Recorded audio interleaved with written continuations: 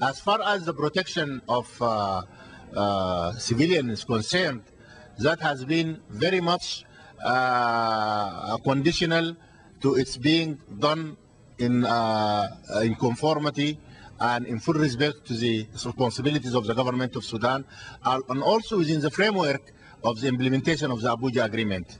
So no blank check is there, and the issue is very much carefully calculated in this part. Protecting civilians, it seems to say that the UNAMID could only use force if without prejudice to the responsibilities of the government of Sudan. Does that mean in any way that one would have to get permission of the government of Sudan to protect civilians? No. What it says, if I could have that resolution, which says the 15.2. Here we go. Sorry, 15.2.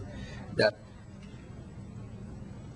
decides, acting under Chapter 7 of the Charter of the United Nations, Article 2, supports early and effective implementation of the Darfur Peace Agreement.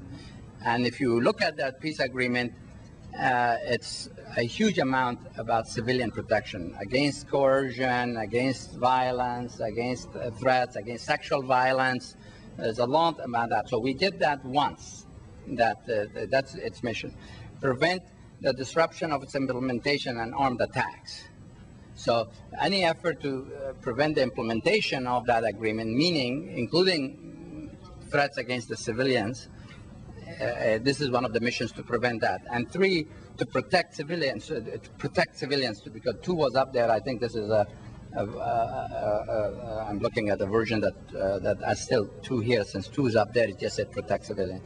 Without prejudice to the responsibility of the government of Sudan. The government of Sudan as a government has responsibilities as well. And this does not absolve them that we unilaterally are responsible for everything that the government is responsible for. So the government still has responsibilities for which it will be held accountable.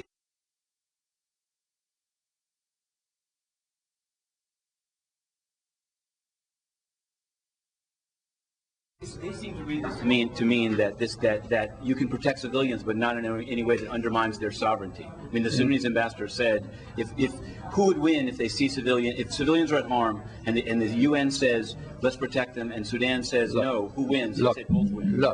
You're saying this effort entirely is focused on the civilians.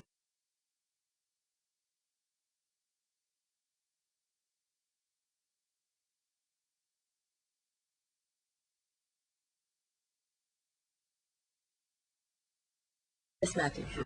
You made the Office of Legal Affairs of the Secretary of Questions. One had to do with the resolution that was passed yesterday. There was at the stakeout and elsewhere there was a sort of a different interpretations of this idea that they could protect civilians without prejudice to the responsibilities of the government of Sudan, where the Sudanese ambassador implied that this would require permission of Sudan to protect civilians, and the U.S. ambassador said no, it wouldn't. Who ultimately decides that, and what is the Secretariat, given that they appraised the resolution, how do they interpret that? Does this mean that the UN peacekeeping force or hybrid force that's there, if they see civilians in harm's way, can act without seeking permission from anyone? Without getting into details, which I don't have, I do know that the United Nations was pleased that the protection of civilians was included in the resolution.